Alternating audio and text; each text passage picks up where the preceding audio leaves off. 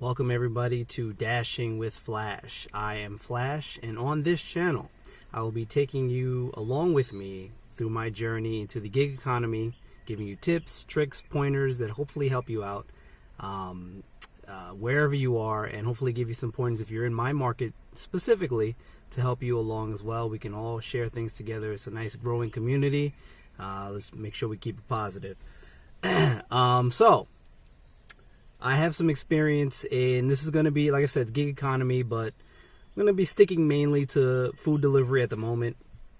I have a history, a lot of rideshare. Still fairly getting my feet wet into the food delivery. I have some, a decent amount of deliveries under my belt so far, but I'm going to be expanding that a lot more going forward. I did a lot of Lyft. I did Lyft full time for maybe almost a year, I want to say. I did a little bit over 2,200 deliveries, rides, which was a decent amount in that time frame. I was really hitting it hard, so I got a lot of experience with rideshare. Didn't do any Uber because I was on the Lyft Express Drive program, and again, I won't get too deep into that. If anybody wants more information about that, I'll be happy to answer those questions. But yeah, I did, like I said, some rideshare with Lyft, and then after that, kind of a dead spot, doing other things on the side. And then I got into food delivery last year, obviously with the pandemic, a big thing. I didn't do too much during the main part of the pandemic, oddly enough. I really got into it later part of the year. Did a lot of Grub Hub. Did maybe over, up to this point now, as we speak, probably a little bit over maybe 600 deliveries with Grub Hub. It's really hard to track it, but it's roughly in that ballpark range. Sirens are on my end. But I've done Uber. I'm on Uber Eats. Did maybe a little bit over 100 deliveries there. Doordash, I just gotten approved there, so that took a while, but I'm just getting new with Doordash, maybe a couple of weeks now. I did about 20 or so deliveries. I'm on Postmates as well. I paused because anybody that knows Postmates knows Postmates. I've done a couple of deliveries on Postmates. It's, in my opinion, it's just not worth your time. So moving right along, let's get into some things here that, again, while I'm not the most experienced food delivery driver out there, I've done enough where I think I can share some things here for some brand new drivers that should help, starting out your journey. Especially in this market here. I'm up in this upper western part here, Maryland and Frederick area.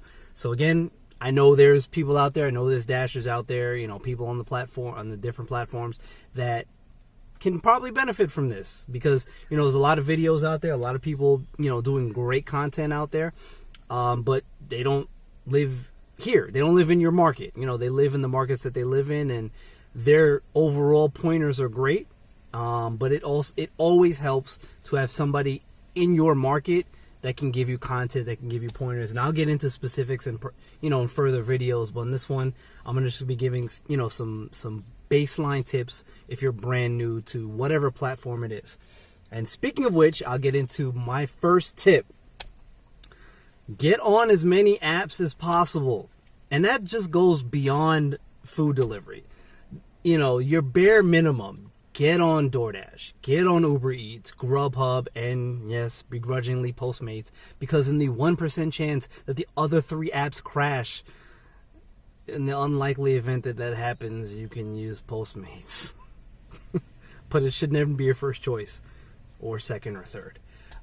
Get on everything. Apply to get on all of the apps, all 4 of those the major food delivery apps.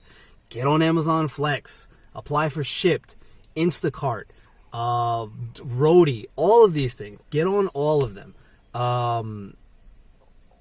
Instacart it's all right. Again, if it's a last ditch option. If everything else fails, go do some Instacart orders. But it should never be your first choice. Just the time to dollar ratio is not good with Instacart. So yeah, get on as many apps as possible, and let that be your guiding point to which one you use first. And that's gonna be my second tip. Focus on one app to start out with. Don't go in multi-apping right out of the gate, because it's going to be it's going to be overwhelming if you do that.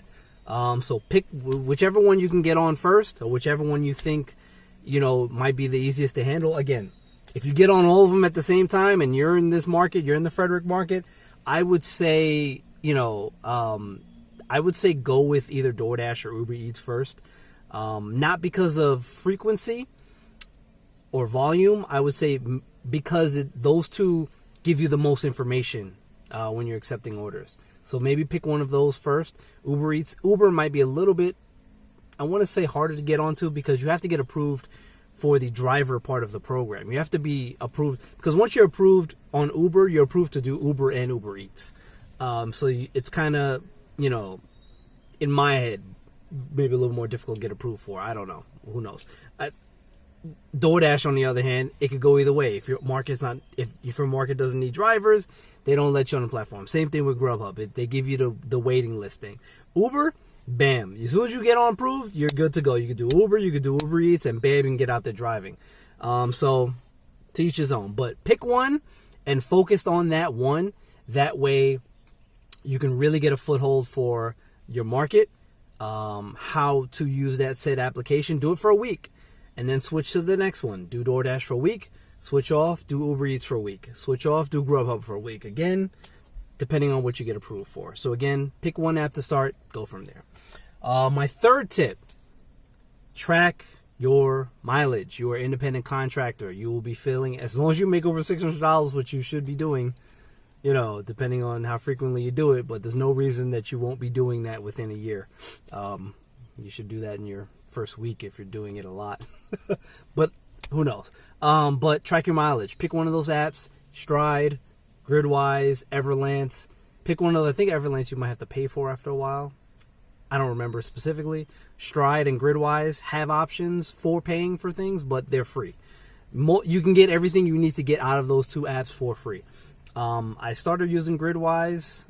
I have since switched from Gridwise. It started to give me some funky problems. I've switched to Stride. Stride is great.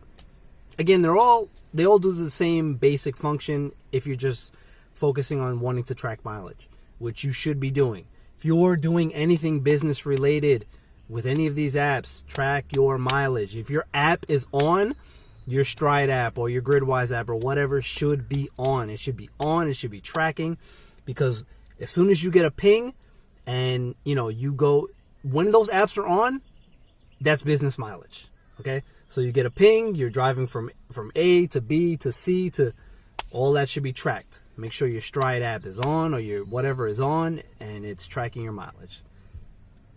Don't be caught not getting the mileage track, because that's your biggest deduction as an independent contractor using your vehicle for business purposes. Bottom line, that's it. So another tip for you is tip number 4. Take your time. Okay? Don't get caught up into thinking that driving faster or running or hustling in and out of the restaurants you're going to get more orders. You're going to get more orders done per hour, and you can get more money. Don't, because it's not going to equate into more profit. It just isn't. Take your time, because the things that can happen when you start to try to rush, it's not worth it. You could get into an accident. You can misdeliver an order, because guess what? If you start to pick up multiple orders and you lose track of which one is which and you misdeliver one, yeah, that's going to be a problem for you, because it's going to lower your customer rating and it's not going to go well. Okay, you're going to get it. It's not going to be a good look, between you and the restaurants and the customers, and then the platform. And you might get deactivated for doing, too many misdeliveries. Your rating gets too low. Just don't rush. Don't rush. Take your time, because that's what you want. You want to be efficient. You want to improve efficiency. It's not about how fast you can do it. It's about how efficiently you can do it. So take your time. Another tip number 5, be courteous. Be courteous not only to the customer, but be courteous to the restaurant. These merchants, you're in and out of these places, especially if you're working in a particular market, your home market, you're going to be in and out of these same places a lot, okay? And especially you start talking about these smaller restaurants, these local places, these mom and pop places, you're going to be seeing these people a lot. And if you start to do this a lot, you do it full time maybe, you know, you're putting in 20, 30, 40 hours, who knows? You know, like I said, you may be doing it full time, which you can do, by the way, but you're going to be seeing these people a lot. They're going to get accustomed to your face, especially if you work in a small market. If you work in a small market, they're going to know you on a first name basis pretty much. So don't be rude. Don't be rude. Don't be one of these drivers, because I've seen it. I've seen drivers in these restaurants. Oh, I've been here 4 minutes and blah, blah, blah, blah, blah. You guys aren't doing your job. That's not going to get you your order any faster. And now you have a bad rapport with this restaurant. Now, a place that might be profitable for you, you might have to put on your blacklist.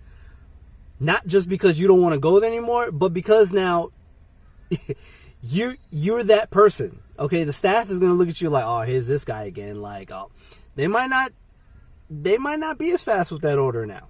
They might not take care of you the same way that they would with a driver who's nice to them. Things to think about. Just be courteous. It doesn't take you any extra effort to be nice to everybody. It just doesn't. It's just rule of thumb. It's rule of thumb for life. Just be nice. It's not hard. It doesn't take any extra effort. You know, it goes a long way. Being courteous, being nice, these things go a long way. So, like I said, those are my tips to kind of get you started. These are not things that I wish, you know, quote unquote, I wish I knew when I started. Most of those things were kind of obvious to me kind of going in because I had a lot of rideshare experience. So a lot of these things were kind of like, yeah, these are things you should be doing anyway. But yeah, those are my tips. Hopefully, you know, this helps you guys out. Again, especially people here in the Frederick market in Maryland. Let's keep this energy going forward. I'm going to keep at this. And like I said, you guys got any questions, feel free to ask me. I will answer anything, anytime. You know, you see these comments come in. We all have access to our phones all the time, so I'll be on there to give you guys any help I can. And if anybody has any pointers, any tips for me, please, by all means, I'm willing to learn. And we can all share information. And again, I am Flash. This is Dashing with Flash. So I will see you guys on the next video. Have a great day.